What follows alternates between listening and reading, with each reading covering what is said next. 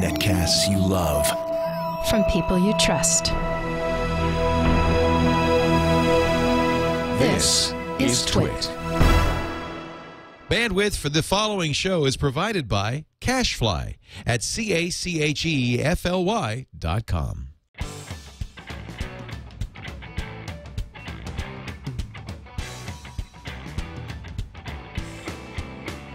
This is Before You Buy, number 2, recorded January 12th, 2012, CES Preview. Before You Buy is brought to you by Ford, featuring all-electric and hybrid electric technologies. Learn more about the technologies Ford is bringing to its vehicles at ford.com/technology. And by Netflix. Watch thousands of TV episodes and movies on your PC, Mac, iPad, iPhone, or TV instantly. All streamed directly to you, saving you time, money, and hassle. For your free 30-day trial, go to netflix.com/twit. Hello and welcome back to CES 2012. Leo Laporte here, and we are about to do Before You Buy, our product review show. What better place to do a product review show than the Ultimate Product Expo? 2,700 exhibitors, 150,000 attendees, and it's just been an amazing show. We're in day 3 of the Consumer Electronics Show here in Las Vegas.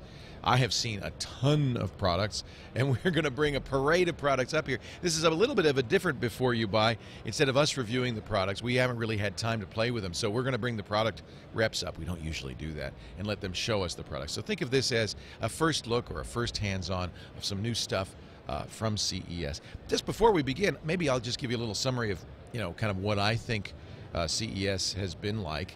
A couple of surprises. This is Microsoft's last CES. They announced they're not going to have a booth here. Steve Ballmer's not going to do the keynote for the indefinite future. His keynote was fairly lackluster on Monday night. The only big announcement from him was a new Windows version of Kinect, a close-up Kinect for $249. It'll be available February 1st, but very much the same technology that we saw on the Xbox 360. I think the surprise of the show, there's dual surprises. One is that we haven't seen any Windows 8 tablets or very little Windows 8 stuff, and that's mostly because Microsoft still hasn't released a beta of Windows 8. On the other hand, the surprise success from Microsoft here is the fact that Windows Phone 7 and 7.5 Mango has received such a great response, especially because of the Nokia models, including the Lumia 900, which is really quite spectacular. That'll be available on AT&T using AT&T's new LTE network. Price and date have not been announced. This is not a computer show by any stretch of the imagination. Never has been, but laptops, computers have always been a big part of it, even tablets. I have to say, we are definitely in a post-PC era. Even though Intel has been showing its Ultrabooks, and there are a number of companies with Ultrabooks here, they're not garnering any attention. It really is all about tablets, mobile, and TVs. CES is a TV show in many respects. 3D TV, which was the big story for the last few years of CES, is here, but it's hardly a big story. Every TV has it. It's just kind of something that comes along for the ride. I think the television manufacturers were disappointed by sales in 2011. They didn't get the traction they thought they would with 3D. Consumers did not flock. Oh, I hear an Edge phone going off. We must have, yes, Sony's Xperia is getting Edge. That's okay. You want to know what happens? It falls back to Edge. Those are Edge sounds. And we've had that before. I haven't heard that sound in years. But it's because the 3G is so bad here. We're going to take a look at the Xperias in just a second. But I was saying that in televisions, the big story, I think, and Scott Wilkinson concurs, we took a little tour, and I hope you've seen or will see Home Theater Geeks from CES, because we showed you those new 4mm thick AMOLED displays or OLED displays from LG, Samsung, and the Stealth OLED display from Sony. I think they're really incredible. And the winner of the 3, clearly Samsung, which decided to go with an RGB technology, not a subpixel technology. It's a gorgeous display. Both LG's and Samsung's will be available this year, probably in the fall. We don't know prices yet. They'll probably be very, very expensive. But I think this is the first time in several years we've seen a new television technology. It's been LCD and plasma for a long time. These OLED displays are finally here, and I think consumers are going to love them. I'm going to love them. I can't wait to get them. And even though it's, it's kind of the flashy concept product of the show, I think by next year, it'll be OLED everywhere. This is going to be a very big year for OLED television starting in the fall. So those are some of my thoughts. We've got some great products coming up for you. In fact, on the show today on BYB, we're going to take a look at those headphones that I got last year inserted in my ear, the Sonomax. They're coming up. We're going to take a look at the HTC Titan 2. We've got the HP Envy Spectre 14 Ultrabook, a really wacky Ultrabook idea from Lenovo called the Yoga, because it does the downward dog. I'll explain that in just a bit. Toshiba's got some tablets. Samsung's got some stuff. We'll see the Vita from Sony, the PlayStation Vita. All of that coming up in just a little bit. But let's start off right now with Stephen Sneeden. He is from Sony Ericsson. Hi, Stephen. Welcome to the show. And you brought some Xperia phones. These are, I think these are great phones. They don't get the attention perhaps they deserve. Why don't you give me a rundown as I go through the phones one by one of what I'm looking at. This is a beautiful. Now, tell me about the display. That looks like an OLED display. It's a 720p LED. 720p LED display. And it has the Mobile Bravia engine from Sony, so you get really true colors on. Wow. Yeah, well, that's what I was noticing immediately. Look how bright and beautiful that is. That's a gorgeous 4.6 inches too. 4.6. I like a bigger display. Thin. It feels nice in the hand. This is what's the model called? It's called the Xperia Ion. The Ion. It's going to be launching exclusively at AT&T in the second quarter, and it's LTE. You know, AT&T LTE is really knocking people's socks off. It's really fast. 20 megabits down here in the show floor. In fact, the 3G's not working so well because everybody's got an iPhone. So this is the chance. This is your chance to get some really high speed. Great screen. You know, I've had problems with the Nexus 720p display because of the pentile subpixels. This is you chose LCD instead of OLED, and I have to say, this looks really nice. Well, and also real buttons, which I really like. These are capacitance buttons, including a dedicated camera key down there. Ah, that's nice. And that's really crucial because you've got a great camera story here. Tell me about the camera. Well, your primary camera is 12 megapixel. What? Yes. Wow. With the XMR sensor from Sony, so under low light conditions you get really great shots. You're kidding. But in addition, you have really fast capture too. From sleep mode to your first shot, it's going to be about 1.5 seconds or less. So I do that with the, oh, by the way, I love it. The camera icon looks like a Sony NEX camera. That's really great. Smart branding on that one. Absolutely. Well, there's a big story there. I'll tell you about it in a second. Okay. But the fast capture also from shot to shot is a second or less. That's really important nowadays. Yeah. Now, this looks like it's running gingerbread. Do you have plans for ice cream sandwich? Launching on gingerbread, but we've already announced every intention it will be ice cream sandwich. All right, I'm going to take a picture of you. We're going to see just how good this Bravia and Exmor engines are here. Boy, that was fast. In fact, I didn't realize it took a picture. That's awesome. So just about as fast as you can press it off. So that's what's really happening here. Is these are becoming the point-and-shoot cameras of the 2013. Yeah, we're really narrowing that gap between the consumer grade digital cameras. And one of the things that has been lagging behind is that lapse from shot to shot. So we've really decreased that. Right, and that's important if you're taking pictures of dogs, cats, or small children. I like this. This is great. So how much will this be when it comes out? We haven't announced prices, so we'll wait. That'll be AT&T's privilege when the launch timing comes. But it'll be seeing this in the second quarter. And when it does launch, it's not going to be Sony Ericsson. That's right. That's right. So you guys are parting ways a little bit, or yes, Sony? Now I have to give you the disclaimer. Yeah, tell me what happened. Subject to regulatory approvals, right. But Sony has decided that the Xperia smartphones are so integral to their four-screen story of connectivity and content sharing and things like that, that they want to acquire and divest Ericsson of the joint venture. So this will be an all Sony phone. It will be all Sony. It'll be the first one in the U.S. and launching at AT&T with LTE. You know, I know you probably at home can't see how good the picture quality is, but it's really spectacular. Well, and really not only is the screen HD, but you really have HD all around. Both cameras are HD. Both? Yeah. The front facing is how? Yeah, the front facing is 720p, and the primary, the rear camera, is 1080p. Wow. And then you have full 1080p HDMI transfer. Wow. Very nice. That's the Ion. What else do you have here? Then we have a product that it's intended for markets globally, and it comes in a black and a white version. Similar to the Ion. Yeah, that's the Xperia S. Okay. And these two products share much more in common then they have differences. For example, they both have the content story of being preloaded with Sony Entertainment Network, so music unlimited and video unlimited for music and your TV shows and movies, and PlayStation certified as well. And still 1280 by 720. Yeah. Slightly smaller though. Slightly smaller screen, 4.3 inches versus the 4.6 on the Xperia Ion. And these are HSPA Plus, not LTE. Okay. So a couple of differences between them. But you still have the 12 megapixel camera? Yeah, all the camera specs are the same, the screen, etc. Wow. And 1.5 gigahertz dual core processor. Yes. So these are the fastest phones out there right now. NFC capability too. That's interesting. Yeah. You know, one of the uses for NFC that I'm starting to see is not, you think of it as pay at the cash register applications, but also for Bluetooth pairing. I'm starting to see Ford has announced they're going to use NFC in their cars. So instead of having to go through that elaborate pairing process, you just tap the phone to the dashboard. Yes. We've announced accessories called smart tags, and you can have smart tags that are pre-configured for different environments, like one for your car, for example. So you get in your car, you've got that particular smart tag on your dashboard, you tap it, and it kicks in the Bluetooth, kicks in your navigation.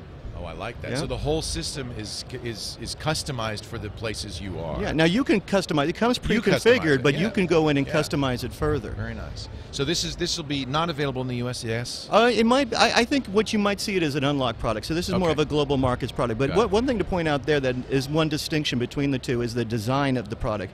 Look down there on the bottom. You have this transparent element, and if you were to press the power button on the top, you can illuminate and see how it just shines. So it's a really cool design statement on the Xperia S. Is it doing it?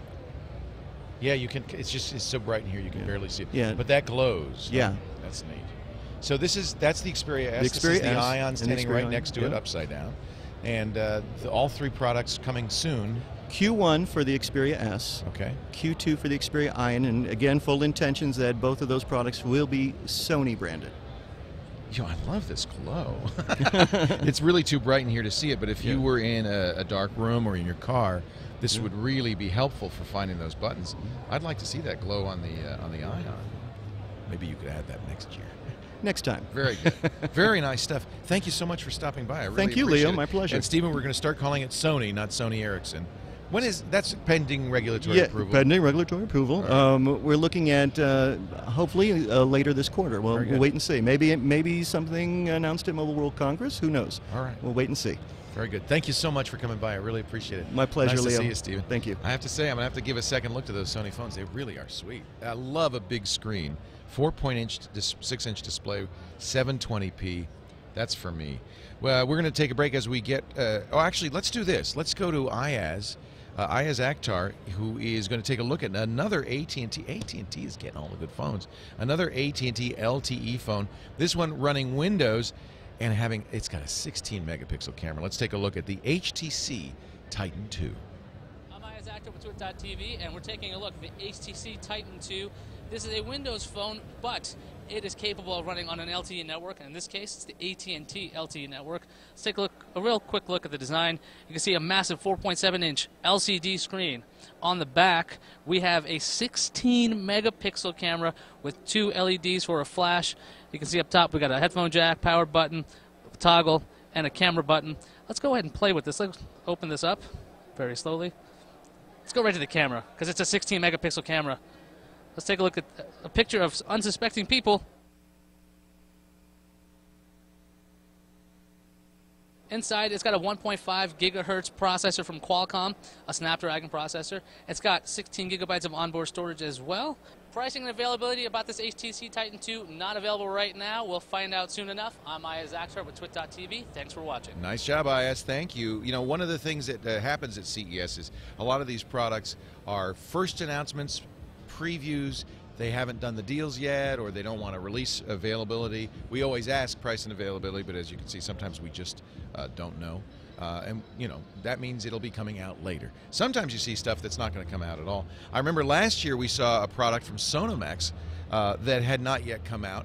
It took a while, but it finally came out towards the end of the year.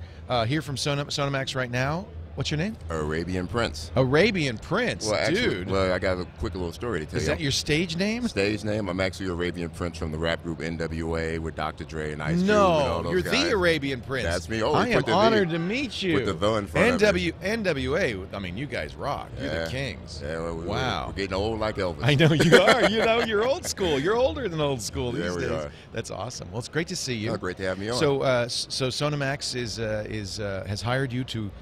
You know, it's very interesting. Everybody now has headphones. Yes. Ludacris has headphones. Yes. Does Dre have headphones? Dre has the biggest. Beats is the biggest Dre's brand got right now. Beats. Yep. Everybody. 50 Right. Cent is 50, here with yep. headphones. Yes. Notice I'm very street. I said 50. I just 50. want you to know how. Yeah, I'll tell you. For the last 5 years, I've been saying 50 cents. Yeah. And finally somebody said, you know, it really isn't cents. Yeah. So Arabian Prince, tell us a little bit about these headphones. We saw them last year. In fact, Yes, they you did. stuck them in my head. Yes, they did. So that they're out now. They're out now, and basically, it's a little different for me. You know, being a rapper, I'm not here as like the name of the product, endorsing the product. I'm a tech geek myself. I mean, I started back with you guys way back in the day. No kidding. Dude. BBS's 1200 baud modems. You're kidding. Yeah, That's I own awesome. a video game company, special effects company now as Oh, well. really? Oh, that's so cool. Me, I'm a technology guy. Yeah. And I've always looked for the perfect sound. I'm a sonic guy, and all of the headphones now, no disrespect to anyone here, I love a lot of the different products, but the problem is getting the perfect fit and getting the perfect sonic sound. Well, and I have to say there's a lot of focus on design and style and a lot less focus on audio quality. Yeah. And I think that's a lot of that's kids who are listening to MP3, 128 kilobit MP3s on crappy earbuds. Anything's going to sound, you know, Skull Candy's going to sound better than anything they've got, but you can do better. You can do much better. Yeah. And Sonomax, I love the company to death. There are a bunch of, I call them wild, crazy French Canadians from Montreal that love to protect the hearing. And one thing this will do, because there's a 20% rate of increase in hearing loss in teenagers because of the earbuds now. Turn them up, turn them up. They turn them up because they don't fit correctly. Right. So they make them louder and louder and louder. Right. With the perfect fit technology in Sonomax, you know, getting that molded perfect fit, you block out all the outside noise and you cut down the amount of dB level that you have to turn the volume up to get the sound you want. I like in-ear monitors, and I know musicians. I'm using Ultimate Ears right now. I know musicians for years have used in-ear monitors for two reasons. It seals out the concert hall sound, so you're hearing the actual mix, but also, and it protects your ears. Yes. And it's really important. If you're on stage and it's loud up there, you got to protect your ears. Oh yeah, and the other good point is, I've used Ultimate Ears. I've been sponsored by them before, so I have tons of pairs of in-ears. Right. The problem is, as you've probably done, you got to go to audiologist. It's expensive. These things cost me thousands of dollars. Thousands of dollars. Now we're talking $199, $299, 5-minute fit in your home, straight out the box. No audiologist involved. No assisted fit. This is self-fit now. I'm going to tell you, Arabian Prince, I was a little skeptical when we saw them last year. I thought, there's no way you're going to be able to sell these, especially in the United States where everybody's suing everybody else. Right. Because you're going to put this thing on your head and you're going to stick it in your ear and it inflates.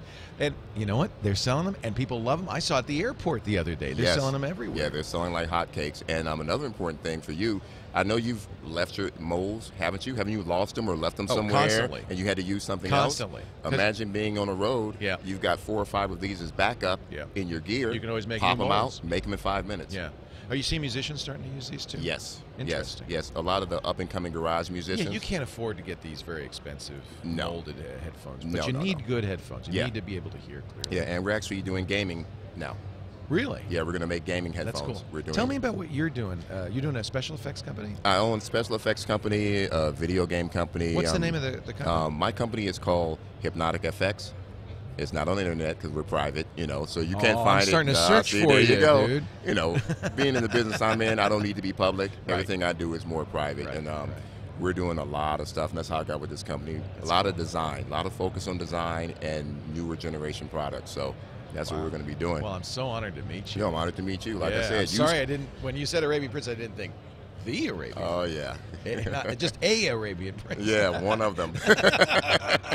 So cool. And now the Sonomax has 2 models. There's a single driver model and a 2-driver model. Yes. And 2-driver gives you better sound, but you have a higher price. It's yes, $100 that's more. $100 more.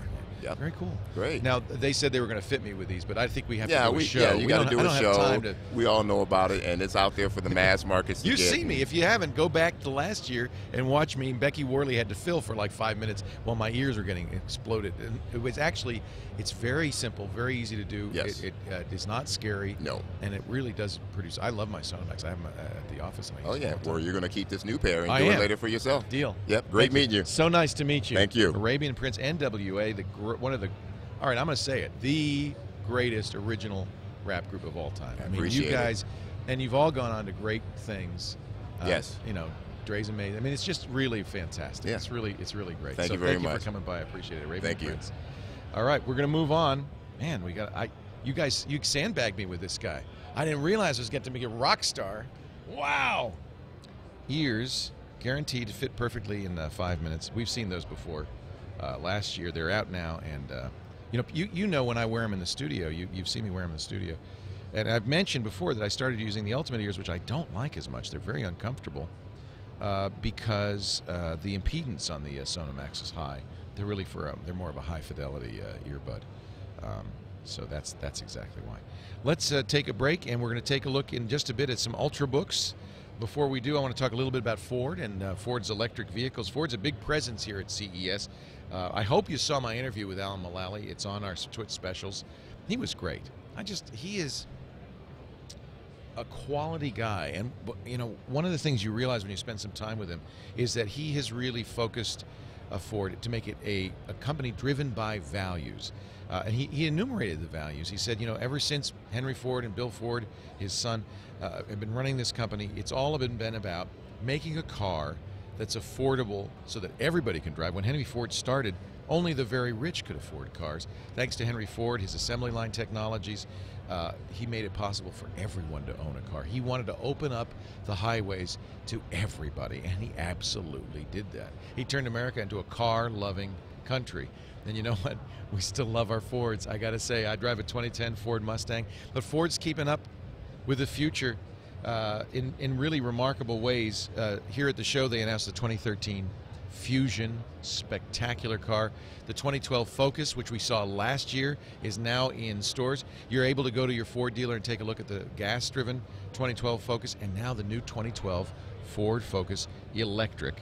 Next year, we're going to see the 2013 C-Max Energy plug-in hybrid.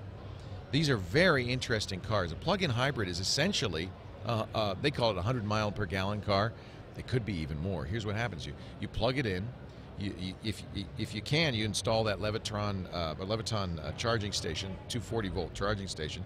It will charge the 2012 Focus Electric in 3 to 4 hours. So if you have the hybrid, you plug it in, same thing. Charge up that battery. On the plug-in hybrid, you get about 15 miles range, but you also have a gas engine. So if you need to go farther, it's a hybrid as well.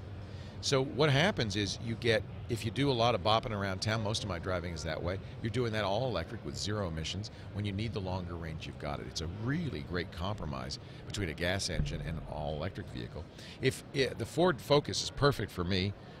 It's a great looking car with all of great Ford technology, things like regenerative braking, so that you get about 90% of the kinetic energy lost in conventional engines when you brake due to friction in the brake pads. It sends that energy back to the battery pack for later use. You get the Sync with My Ford Touch special version, the EV version, which lets you maximize your range as you're driving and even before you get in the car. They have apps for the phones and all sorts of information systems on board and off board to help you manage the recharge process, to determine the most eco-friendly driving route in the GPS, to remotely control the vehicle charge and preconditioning settings, to monitor the battery state of charge, maximize efficiency. And it's also lets you charge when the rates are the lowest. Value charging, powered by Microsoft, allows Ford customers to reduce their electricity costs by taking advantage of off-peak or reduced rates from the utilities without any complicated setup process. More and more utilities, I know we're getting in California this year, are really changing their rate structure so that they charge you a lot more during peak hours. You don't want to charge the car during those hours. This technology automatically makes sure you're charging the car at the least expensive time to do it. You can also change program information about your charge settings. You can download vehicle data for analysis. It's really incredible. It's an all-electric, this 2012 Focus, without a gasoline engine. It's zero CO2 emissions, true zero-emission car. Zero CO emissions as well, that's important. Lithium-ion batteries, that means you can top off without reducing the lifespan of the battery. It's just really incredible. The 2012 Ford Focus Electric available for reservations now. I am on the list. And the 2013 Ford C-Max Energy Plug-in Hybrid coming in the fall of 2013. So that's something to look forward to. And what is amazing about Ford is they've really decided, instead of having just one electric car, to make their entire car line fuel efficient, energy efficient, to offer these various powertrains across the board. And I think that is a really great long-term strategy. They want to do it right. That's what happens when you get a company that's engineering driven by the engineers. They want to get it right. Take a look at a Ford at your local Ford dealer. Drive one today or visit ford.com/technology. All right, we've got another review. Tom Merritt is here to take a look at the HP Envy Spectre 14. It's one of these Ultrabooks. Let's take a look. Which one is the Mac? I'm Tom Merritt, CES 2012. This is the HP Envy Spectre. We saw a bunch of teaser videos for this before CES, and now it's here. It's an Ultrabook. That's Intel's new designation for thin and light laptops that are like the MacBook Air. $1,399, but the cool thing is this part is made entirely of glass, and it's got glass down here by the touchpad as well. Now, the idea is that that's supposed to make it lighter. I don't know if it works. This thing is 4 pounds, but it is very cool, and it might actually allow for the antenna to receive Wi-Fi a little better. It's got the typical HP Envy layout, which is very MacBook-like, and it comes with Beats Audio, which is HP's big deal in a lot of their line. Also has a proprietary wireless system for streaming audio in your home. Has this machined volume button here as well, which is kind of nifty. And to keep the profile thin, it actually, on the other side here, uses a nifty thing with the Ethernet connection so that you just drop it down to put your Ethernet in. Also comes with the DisplayPort, USB 3.0, and it's probably the prettiest Ultrabook we've seen at CES. Once again, $1,399, available February 8th. It's the HP Envy Spectre at CES 2012. I'm Tom Merritt. Thank you, Tom Merritt. We actually are going to look at a number of Ultrabooks right now. This is, of course, the line that Intel has really been pushing, and I think it's what consumers want. I've been using a MacBook Air for years, and since they came out, and I've been a big fan. But it's not just HP. Lenovo also has an Ultrabook. This is their IdeaPad Yoga. Here to show us, Stephen Sneeden has the latest. I'm sorry, that was Stephen Sneeden. You're Stephen Miller. Another Stephen. Hi, Stephen. Welcome. Hey, I have business cards all over the place. Hey, no worries. So is this the Yoga? This is the Yoga. We've been hearing about this. You know, it's the little darling of the show. We're having a fantastic time talking about it, and it is that good, actually, so it makes sense. Why do you call it the IdeaPad Yoga? Okay, we'll get to the Yoga in a second, because you're just talking about Ultrabooks, and we started with Ultrabooks last fall. Yeah. And then, so this is the new generation of that. And it comes in about 17 millimeters, and it's very slim. Can I hold it? Absolutely. Do you mind? 3.2 pounds. I'm a big fan. I think it's, now, do you eliminate the optical drive to get it that thin? Absolutely. And most of the time you go to SDD drives and things like that. I don't really care. Yeah, I don't use an optical drive anymore, and I don't want that extra thickness or extra weight. By the way, I notice this is running Windows 8. Absolutely. We will ship it with Windows 7, but it really comes alive with 8, and so we're really... Is this a touch screen? Yeah, that's what part of what makes it Yoga. Oh. And it's not just one touch. It's actually 10-finger touch. The reason why it's called Yoga, we use it like a regular Ultrabook, just as a notebook PC. Right. But then, since it is touch, and Windows 8 will be optimized as a tablet OS, a mobile OS, right. If you flip it all the way backwards... Wow, I don't have to press any buttons, it just goes. No, it just goes. We have a very unique hinge design, and that lets us have the world's first multi-position Ultrabook. So now you're not just touch, as you did notice, but it is 10-finger touch. Yeah, so I can use all 10 fingers? 10. So you can play a piano. That's cool. Absolutely. Well, let me put there's a piano app There's a piano app on the main screen of 8 there, yep. And so we realized as we watched people using our tablets, the IdeaPad K1 or the ThinkPad tablet, how are they using them? They weren't just using them in tablet mode. They would hold a folio and use them with the keyboard, or they would use them flipped around. So Yoga actually is the multi-position. Wow. So you can flip it around and use the keyboard as a stand, use it as a notebook, You can use it as a tablet. So really, any position you can think of. So is the screen rotate if I put it like this? Absolutely. It's going to rotate around. This is the prototype, so it does not, but it will. It the very will. next So version. it's accelerometer based. Absolutely. All 4 positions, just like a tablet. So it can really go any way that you want. Hence the name Yoga. Absolutely. This is downward dog. That one is indeed downward dog. We got warrior pose. Yeah. There is warrior, and there's camel. You're not far from camel. Yeah, we've been going through all of that. Obviously, you do. You're a little practitioner yourself. A little bit, yeah. So that is 10 multi-finger touch. 10 multi-finger. That's more than touch. the iPad. That's really it great. Actually is. And this is at a 400 nit IPS screen, so you get about 178 degree viewable angle on an extremely bright screen. It is a very nice. Look at that. I mean, I could turn it like this. Absolutely. And like this. It is really a bright, beautiful screen.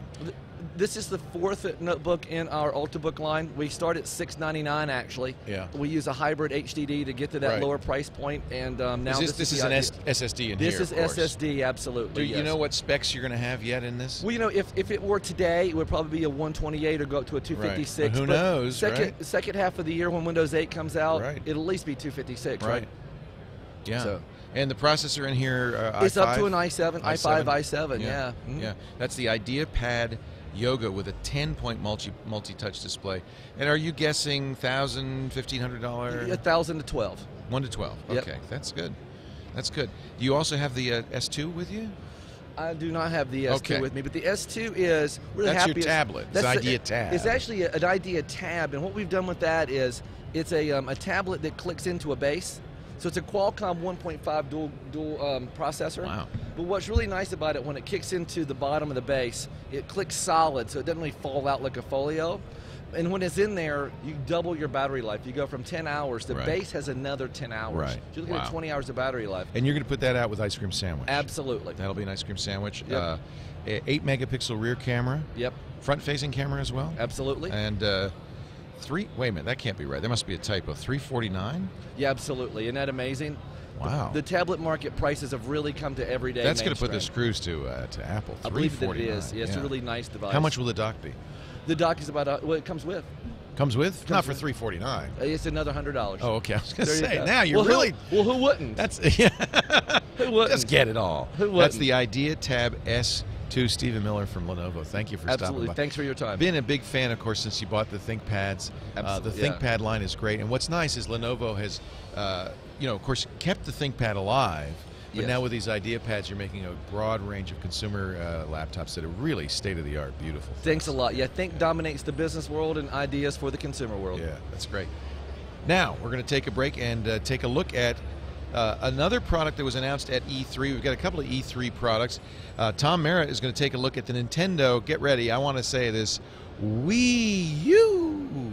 Tom? Hey, I'm Tom Merritt at CES 2012 for TWiT, and we're taking a look here at the Wii U. Now, it's still in design, so this isn't the final version of the controller. It's not the final version of the box. But what they are showing off is a few different ways that you can use the Wii U. If you're wondering, what am I going to do with this controller with the touch screen and the weird camera in it? Here's a few examples. First one they showed was multiplayer, and it was a hide-and-seek sort of game where the 4 players are playing the way you would normally expect with the nunchucks and the Wiimote, but the 5th person is only playing on this. They can see everybody else, so they can run and hide and know how to try to get away from everyone else, while the other folks can't see them, and they have to communicate with each other while they're playing in that 4-quadrant screen on the top. Also showing off some really cool footage of HD Zelda.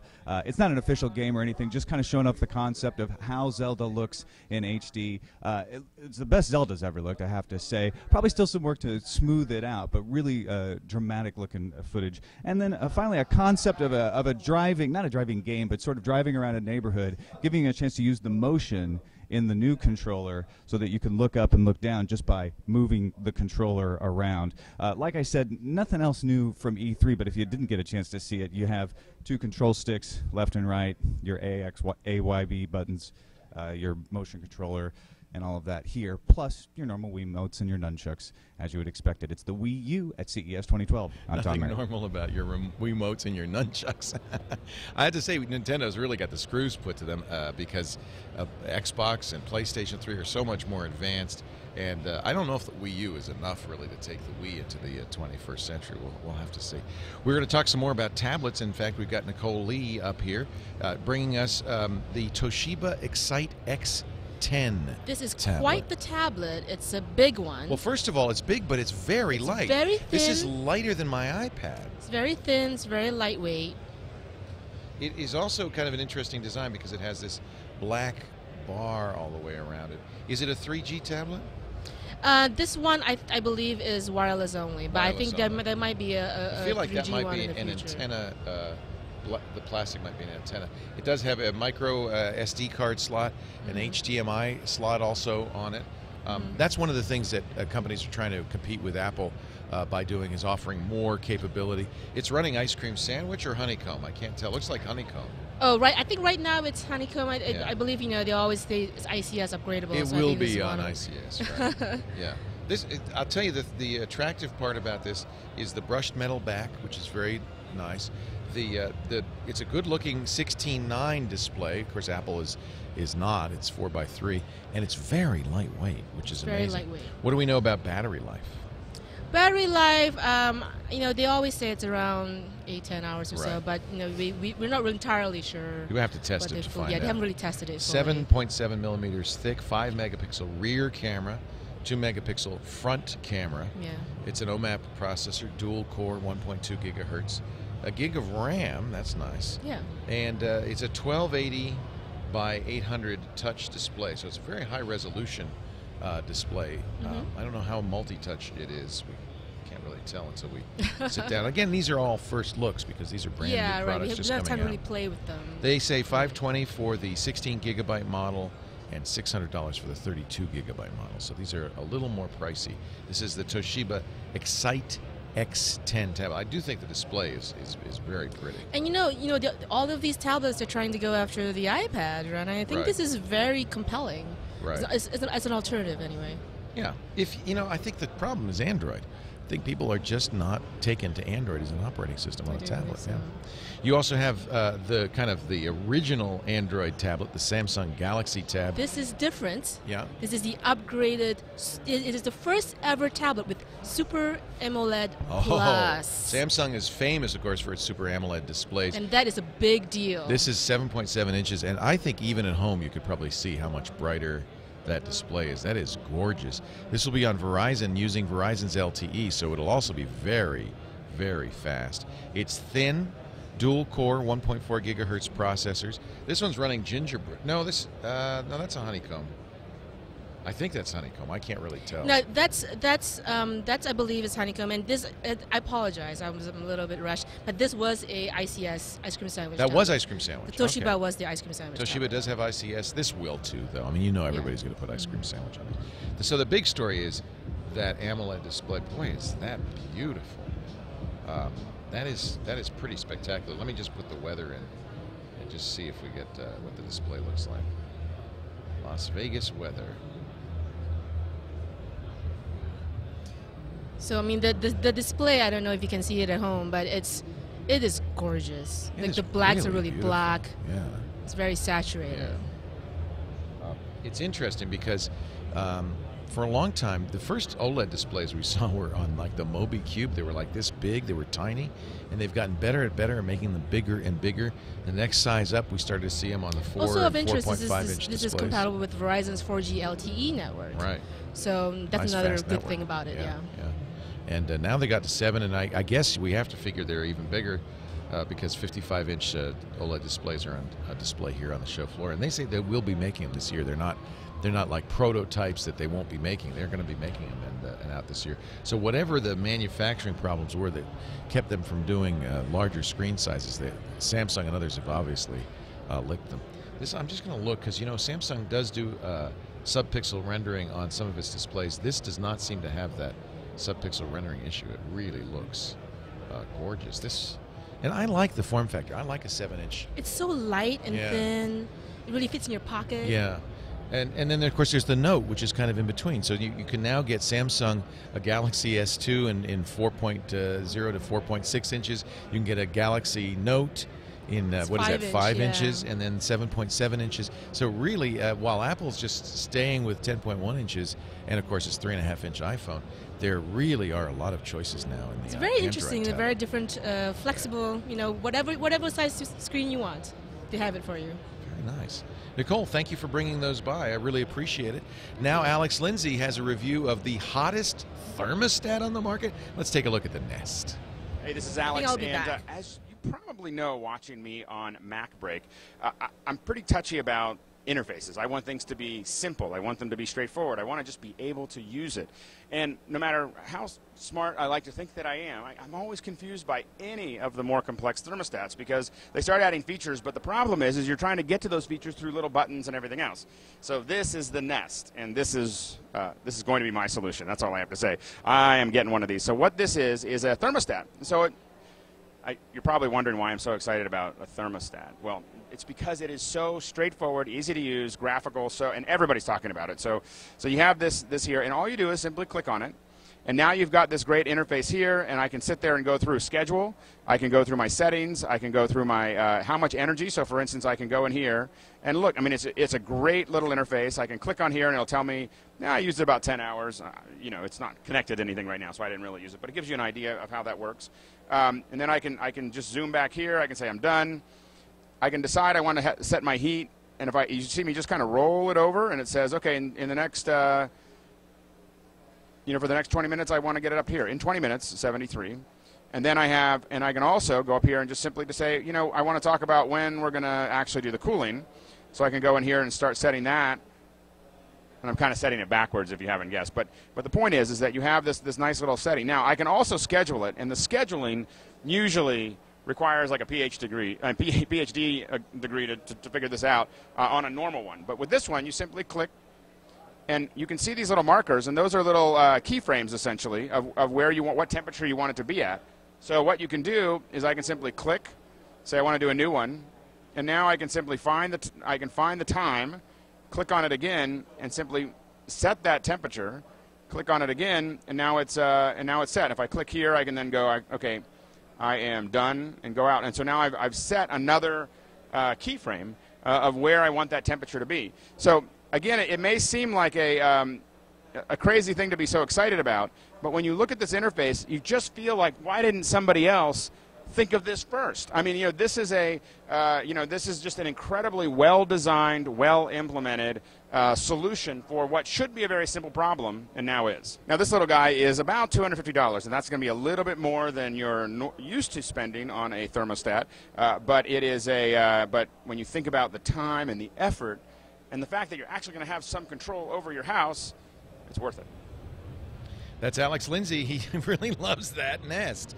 Now, I have to say, remember that everything we're showing you here, we've seen for the first time at CES in almost every case. These are not intended to be reviews. They're really just, first looks, hands-on, where we give you the specs, we show you the product. We'll take many of these back to the studios at the Brick House and give you more full reviews on before you buy as time goes by. You really can't tell. I know a number of other people I've seen here at the show floor trying to do full reviews, and I just don't think you can do a full review until you have a chance to really use these in a real-world setting for more than a few hours.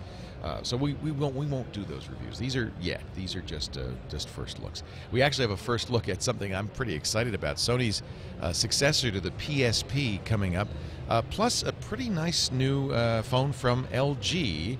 Before we get to those, I want to remind you all that Netflix. I just ran into a guy from Netflix. He said, "Do you hate us?" I said, "Are you kidding? I love you. I still love you. I understand. I think Netflix is one of the greatest companies out there, and it's been a difficult struggle in some ways for them to figure out how to continue to do the DVD business when the studios are squeezing them so hard. That's why I recommend and use Netflix streaming.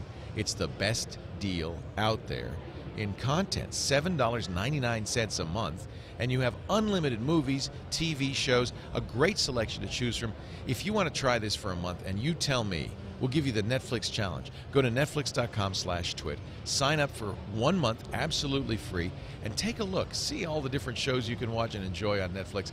I think you'll see that whatever else you do, watching television, that Netflix is to me, it's the go-to product. And I gotta say, every single TV we're seeing out there, every single brand new smart television, absolutely the very first icon on the screen is that red Netflix icon. Netflix is on every TV, on Blu-ray drives, on laptops, on desktops, of course on your iPad, iPhone, and Android phones and tablets.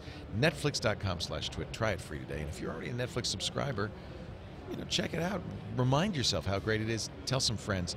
Ask them to use the same code, netflix.com/twit. I want to make a couple of corrections. The chat room is on me, as always. Thank goodness they're here. 9.7 inches is the size of the iPad screen. And I didn't know this, but the iPad also does 10-point touch. For some reason, I thought it was 5-point touch. It's not a big, important stat because I can't truthfully think of many applications for all 10 fingers on a touch screen, except for the one that we showed you, which was playing a keyboard. Yeah, you might want to have all fingers in. Even then, you probably don't use all 10 fingers at the same time, do you? Now, we're going to bring Nicole back. She has some fun stuff, including something we've heard about, I think first heard about at E3, and I still don't know how to pronounce it, the Sony PlayStation Vita. Vita? We're in agreement. It's the Vita? It's the Vita. The Vita Vegemin. This is... so it's not even out for the U.S. yet. This is sort of the Japanese model. Oh, okay. So it is out in Japan. It's out in Japan.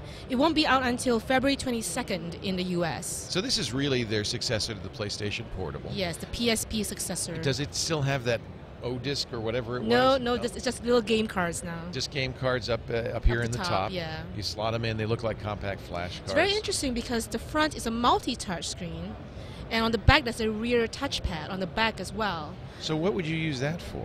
I suppose for navigating as you're as you're playing the game, you playing the game, you can sort of navigate and touch things while you're holding it in your hands. Well, here's a Sony title that is actually a great title that we love, which is called Uncharted. This is a version of Uncharted for the Vita. It's called the Abyss. So it's an OLED screen. It's a 5-inch OLED screen. That's nice. It's pretty good. Yeah. Can't tell because it's still loading. Oh, is it kind of stalling? That's too bad. Oh no, wait a minute. It's all right. It's coming up. It's a big game, I think. The little icon is rolling. So volume control buttons on top. Do you think people will use this as a media device as well? Yeah, there's an opportunity to hook it up to your media center, to sort of load music onto it. We've got thumbsticks left and right here. Yeah, those two analog thumbsticks, they're very Sony. It's very sort of the trademark of Sony. And of course the triangle, circle, square, and X controls. Let's see if we can get a cutscene out of here. Just does it say touch to start? All right, I can do that.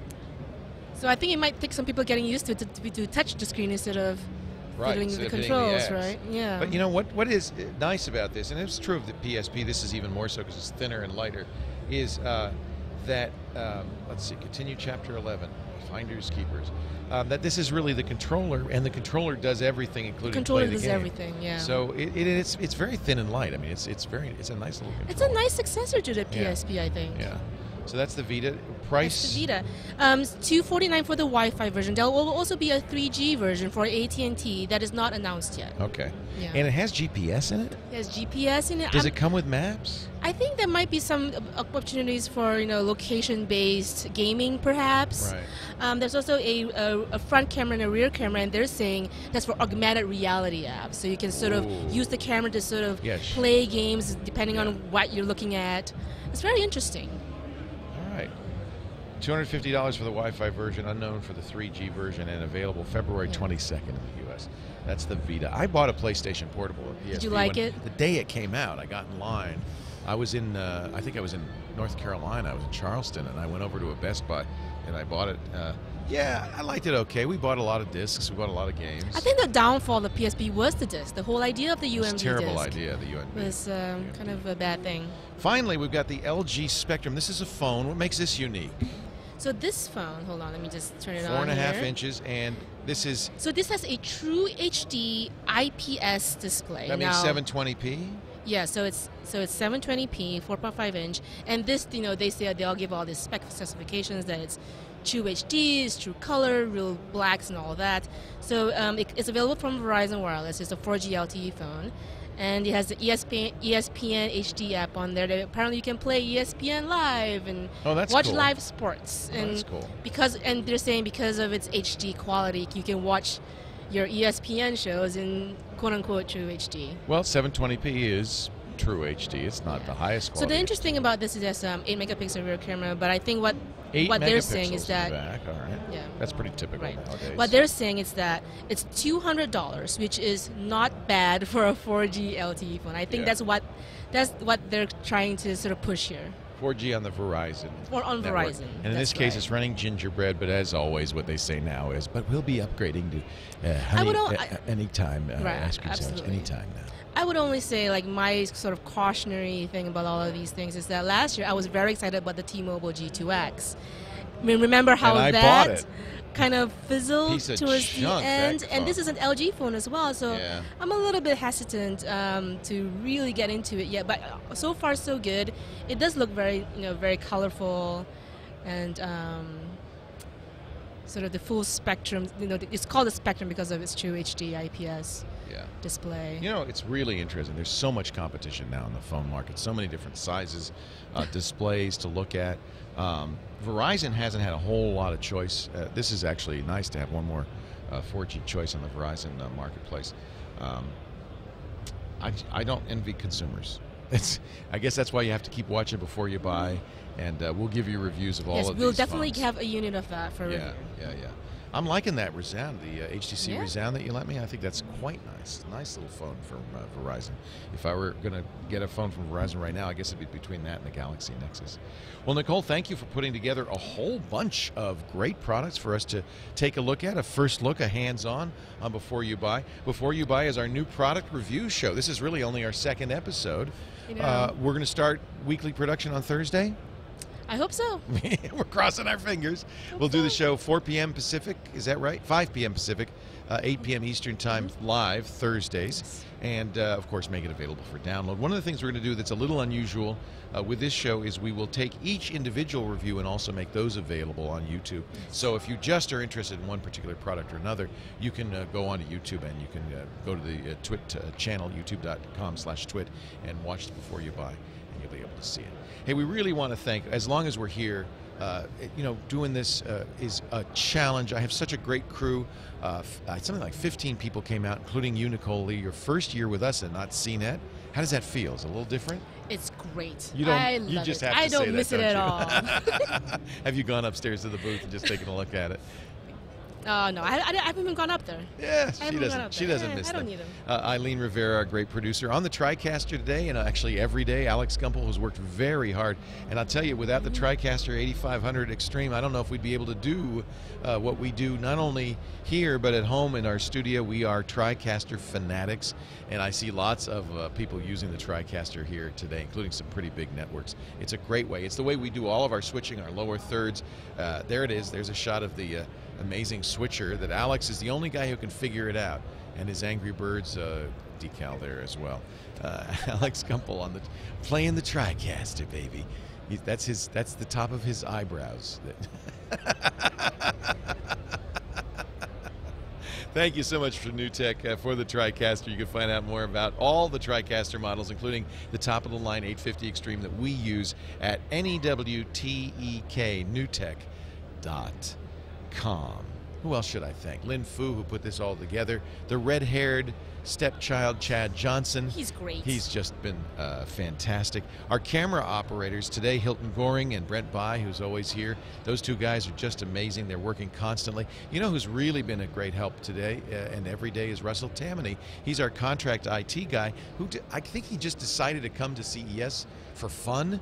Poor guy, did we put him to work or what? He's been up all late. They were up late 2 nights ago. They went down to Fry's to buy stuff. If it weren't for Russell, I don't know if we'd be on the air. So thank you, Russell Tammany. Of course, Tony Wang is in the back and there every night. He came in early this morning. He's doing all that editing, cranking all these videos out so you can see everything we cover on our TWiT live specials feed at twit.tv/specials. Who am I missing? I know there's somebody else. Oh, Jason Howell, Tom Merritt, Iyaz, Akhtar, Sarah award Lane. show later. They are coming up in just a bit to do TNT, and they have to do it on time because they have to run out of here because they're up for an International Academy of Web Television Award for news, probably news for TNT. So you may note that they're a little bit better dressed today than they are usually. That's because they got to go right down the red carpet as soon as they're done with TNT. But most of all, we thank you because we wouldn't be able to do this show without our very dedicated, loyal viewers and fans. Those of you who donate, those of you who bought bricks, of course, but also just by watching, you help us out. We hope you enjoy the programming. We'd love to hear from you. Please do email us. We love your feedback. You can email me, leo@twit.tv, and I'd love to hear from you what you think about the coverage, what you'd like us to do differently or better next year. We're going to do a big trade show in April, the NAB show, the National Association of Broadcaster Shows, will be the same exact location. We'll be in the Sky booth covering that show. So your feedback on our coverage from CES helps us make a better show, not only at the next CES, but in other broadcast events, live broadcast events that we're doing throughout the year to come. So we really do appreciate you watching. Thank you. And I'll see you next. When do I come back? I'm coming back at 4 to do more stuff, more products. The parade of products continues.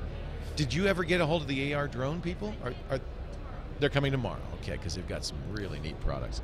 Thank you, everybody, and we'll see you next Thursday, 5 p.m. Pacific, 8 p.m. Eastern on Before You Buy.